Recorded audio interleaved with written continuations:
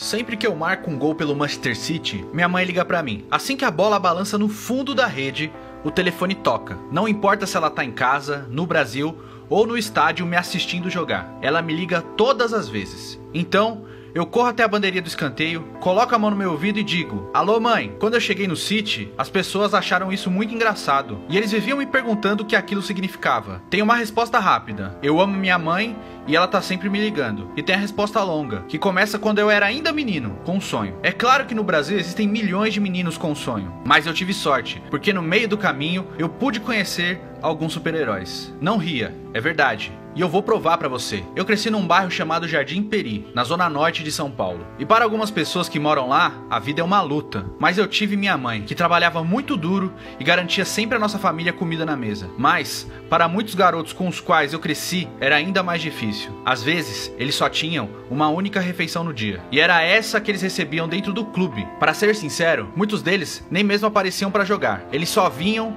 para se encontrar e comer de graça um sanduíche de mortadela com refrigerante. Era sempre pão com mortadela e uma lata de refrigerante. Às vezes, era só o refrigerante. E isso tinha que durar até o fim do dia. Para mim, todos os meus sonhos, todas as coisas que eu tenho agora, tudo isso começa com o Pequeninos. Na verdade, é mais do que um clube de futebol. Não pense nas praias e todo esse tipo de coisa. Nosso campo era do lado de fora de uma prisão militar. No lugar onde era para ter o gramado, só havia sujeira e estava cercado por grandes pinheiros. As únicas pessoas que jogavam lá, além das crianças, eram os policiais dessa prisão. Quando eu tinha 9 anos, eu apareci com meu amigo Fabinho, para ver se a gente podia jogar pelo time. A gente andou pela mata, com as nossas chuteiras de futebol embaixo do braço. E foi assim então que a gente conheceu o cara que mudou as nossas vidas, José Francisco Mamed, técnico do time mais novo. E ele disse pra gente: com certeza, vocês podem jogar na próxima partida. Não tinha nenhum papel pra assinar, nada. Porque esse clube não era do tipo que tentava fazer as crianças se transformarem em lucro. Tem a ver com mostrar pra essas crianças algo positivo e dar pra elas alguma coisa pra comer e mantê-los longe das ruas. O Pequeninos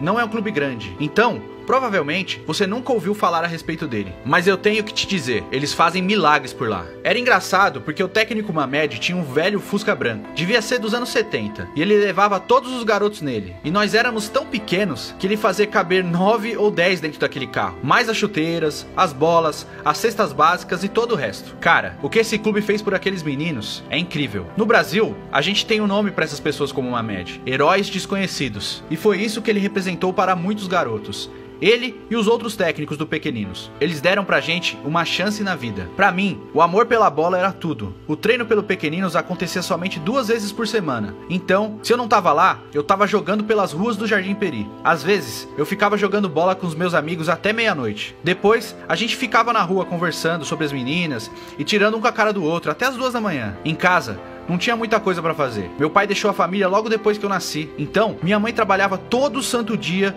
pra sustentar eu e os meus irmãos. Ela era faxineira na cidade. E quando ela voltava pra casa no fim do dia, ela tinha que dividir a cama comigo e com os meus irmãos. Alguns garotos têm videogame. Eu tinha a bola e a minha imaginação. E foi legal, porque eu tive uma infância de verdade. Havia esses grandes torneios de futebol em que cada rua tinha um time. E o troféu era uma garrafa de refrigerante. Cara, era uma guerra por aquele refrigerante. É tudo que você tem, sabe? Na real, aquilo era mais importante pra gente do que uma Libertadores. Se você ganhou o título, você dividia a garrafa com seus amigos. E era diferente de tudo o que você já provou antes. Todo mundo podia dar um gole e passar pra frente. O troféu de refrigerante é 10 vezes melhor que a champanhe. 10 vezes melhor. Quando eu tinha 13 anos, aconteceu uma coisa que realmente me marcou. Nosso time, Pequeninos, entrou num campeonato importante em São Paulo. E cara, a gente era bom. Nos jogos das primeiras rodadas, a gente venceu clubes maiores por 12 ou 13 gols. Mas quando chegamos na final, a gente tinha pela frente a Portuguesa de Desportos, que é um clube profissional. A única razão pela qual clubes grandes entravam no campeonato é que eles podiam selecionar os jogadores dos times menores. E você sabe, é como nos filmes. A gente era o time pequeno que jogava do lado de fora da prisão. E eles eram do clube profissional, com equipamento e todo o resto. Mas os meus amigos e eu falamos assim: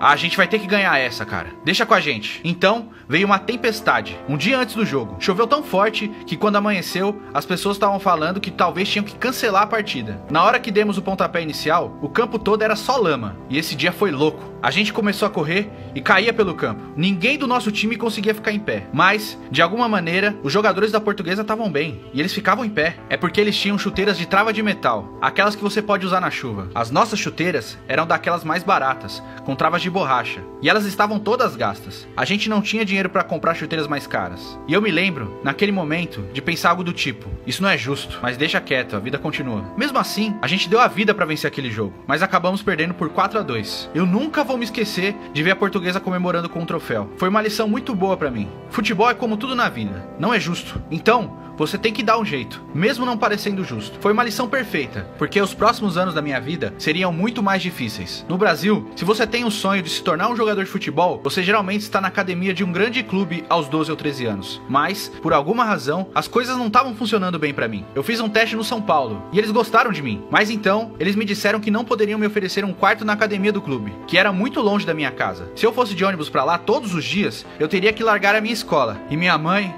certamente não ia aceitar isso. Ela era totalmente a favor da escola. Eu devo tudo pra minha mãe, principalmente nessa fase da minha vida. Porque muitos garotos no Brasil, quando são de origem mais humilde, têm que começar a trabalhar quando fazem 14 anos pra ajudar a família. Não dá pra só jogar futebol, tem que ir pra escola e trabalhar ao mesmo tempo. Então, o sonho deles morre nesse momento. Mas minha mãe, cara, ela acreditou em mim. Seja qual for a razão, ela acreditou. Ela falou pra eu continuar, não importa o que eu tivesse que fazer. Então, aos 13 anos, eu comecei a jogar com os caras mais velhos da várzea. Ok, todos em São Paulo sabem do que eu tô falando agora. E provavelmente já vão começar a rir. Mas pra todos aqueles que não sabem do que eu tô falando, eu vou explicar. A várzea é como basquete de rua nos Estados Unidos. Ou como uma liga semi-profissional de futebol na Europa. Os campos são todos esburacados e você joga contra os marmanjos. Os caras casca grossa. A várzea é conhecida por ser de extremo contato físico. Tinha muita coisa pesada acontecendo no campo. Eu nunca vou me esquecer de um momento. A gente estava jogando uma partida importante contra um time grande. Eles sempre tiveram uma das melhores equipes de várzea da cidade. Mas eles estavam fora da liga por alguns anos por causa de algo que fizeram depois de um jogo. E eu não quero entrar em detalhes porque provavelmente tem criança lendo isso aqui. Então, esse era o primeiro ano deles de volta à liga. E eles estavam jogando contra a gente. Uma partida para classificar para um campeonato ainda maior. E eu me lembro de todos os jogadores deles olhando pra mim antes do jogo e falando: que esse moleque? É sério isso? Esse pivete? E era sério, cara. Com 4 minutos de jogo, eu driblei o melhor zagueiro do time deles e marquei um gol. E eu me lembro de todos eles olhando pra mim, tipo: beleza, moleque, a gente vai fazer da sua vida um inferno. Foi a partir daí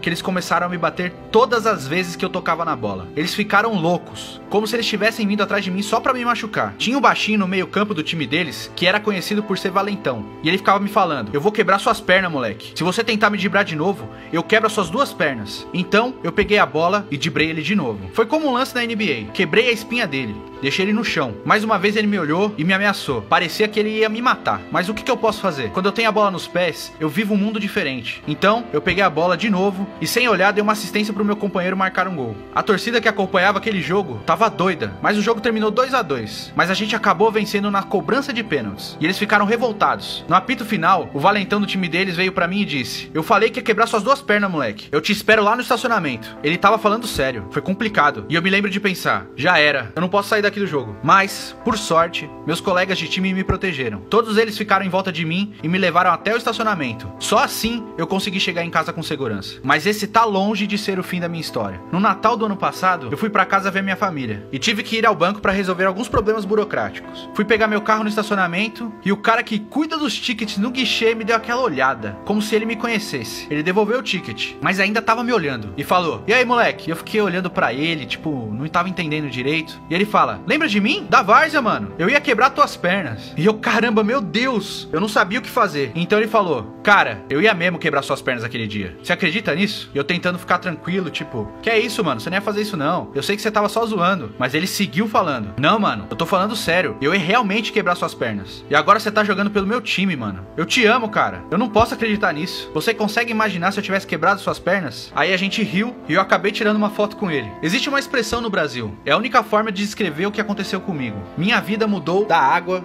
pro vinho. 5 anos atrás, eu tava jogando na várzea, apenas tentando sobreviver, apenas tentando chegar num clube grande do Brasil. A várzea me deu uma boa perspectiva. Eu joguei com grandes jogadores, que hoje são motoristas de ônibus, ou trabalham no supermercado, ou são pedreiros. E não foi porque eles não eram bons jogadores. ou porque não se esforçavam. O que conta nessas horas é sorte e oportunidade. Algumas pessoas têm que ir atrás do seu sustento e não pode ficar correndo atrás dos seus sonhos. Se eu não tivesse o apoio da minha mãe, eu provavelmente estaria no mesmo caminho desses outros jogadores de várzea. Mas, ao invés disso, eu tive a oportunidade de fazer um teste no Palmeiras, quando eu tinha 15 anos. E dali, tudo decolou pra mim. Acho que não consigo nem explicar. Foi como destino, de forma certeira. Deus escreveu tudo perfeitamente. Eu fiquei com o time júnior e assinei meu primeiro contrato de verdade. De lá pra cá, o tempo passou voando. Fui pro time principal, consegui me destacar e, pra minha surpresa, cheguei até a seleção brasileira e pude participar dos Jogos Olímpicos Rio 2016. Quando eu recebi aquela ligação, foi uma emoção inexplicável. Pra fazer você entender o que esse momento significou pra mim, apenas 2 anos antes, eu tava nas ruas do Jardim Peri pintando as calçadas de verde e amarelo pra Copa do Mundo 2014. Os caras da minha vila desenhavam muito bem e fizeram grandes murais, com os rostos dos jogadores brasileiros, Davi Luiz, Neymar, Marcelo, e a gente tava deixando tudo aquilo colorido. Esse campeonato em 2016 foi bastante especial pro brasileiro, porque a medalha de ouro olímpica era a única conquista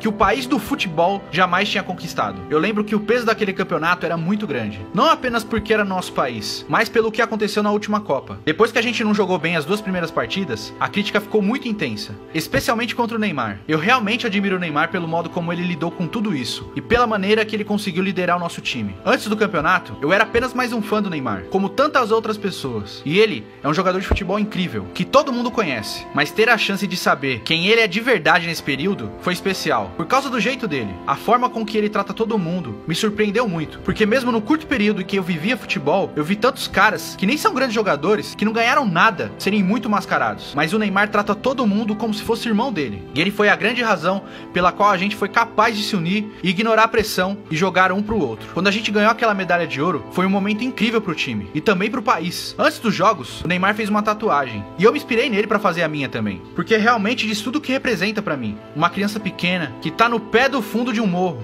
olhando pras favelas, segurando uma bola de futebol debaixo do braço e sonhando com seu momento de glória. E não é somente eu, não é somente o Neymar, são muitos brasileiros. E é isso o que essa tatuagem significa pra gente. Eu sempre vou fazer de tudo pra estar jogando pela seleção brasileira. Eu sei que há muita disputa pra ver quem é convocado, e essa foi a grande razão pela qual eu decidi vir para o Manchester City. Eu sei que eu preciso continuar me desenvolvendo como jogador. Eu vou falar pra você, aqui é muito diferente do Brasil. Você não vê muito o sol. Cheguei a receber algumas ofertas pra jogar em outros clubes, de lugares mais quentes, por exemplo. Mas, pra mim, a decisão de vir para o Manchester City tinha um peso maior pra poder jogar sob o comando do Pep Guardiola. Essa é a minha primeira vez num país onde realmente é muito frio e eu não falo a língua. É um desafio ser compreendido, e pode ser até solitário nesse momento. No entanto, quando o Guardiola me ligou, enquanto eu decidia para qual clube eu ia jogar, ele disse que estava contando comigo. E eu posso te dizer, cara, o Guardiola estava sendo muito verdadeiro. E no futebol, isso significa demais. Quando ele falou isso pra mim, eu não pensei 2 vezes. Minha decisão estava tomada. Era o City. Mas antes de eu ir para Manchester, eu tinha uma última coisa pra fazer. Eu tinha que encerrar um capítulo na minha vida. Então, eu voltei pro campo onde o pequenino jogava, com as chuteiras debaixo do braço, como quando eu tinha 9 anos de idade. Mas dessa vez, um pouquinho diferente. Eu tinha 250 pares de chuteiras realmente boas pros moleques.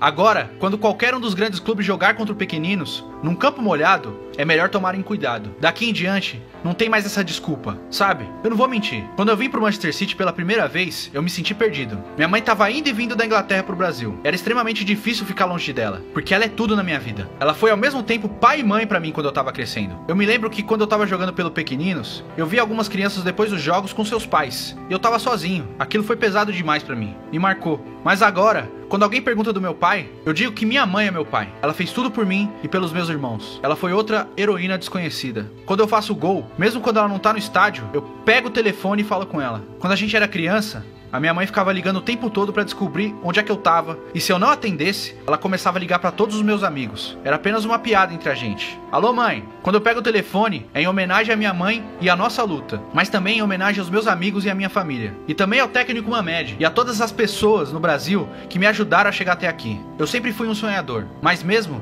nos meus melhores sonhos, eu não pensei que estaria vivendo o que estou vivendo hoje. Sei que existem muitos garotos que vão pintar as ruas, que não jogam por um grande clube e que as pessoas têm dito que eles não vão chegar lá. Eu diria pra eles, nunca parem de lutar. 4 anos antes de eu entrar pelo túnel do estádio Etihad, eu ainda estava jogando na várzea, e os caras falavam que iam quebrar as minhas pernas no estacionamento. Sua vida agora pode ser apenas um sanduíche de mortadela com refrigerante. Mas, se você continuar a correr atrás dos seus sonhos, cara, quem sabe o que vai acontecer? A água pode se transformar em vinho.